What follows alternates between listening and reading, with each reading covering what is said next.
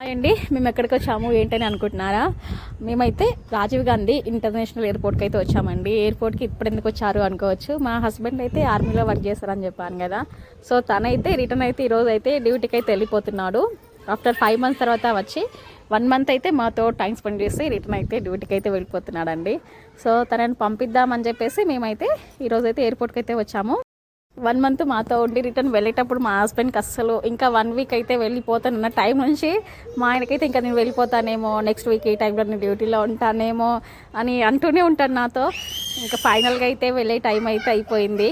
1 month అయితే ఉండేసి return అయితే వెళ్ళిపోతున్నాడు ఈరోజు. సో తనని పంపిద్దామని చెప్పేసి ఈరోజు అయితే మేము ఎయిర్పోర్ట్కి అయితే వచ్చాము.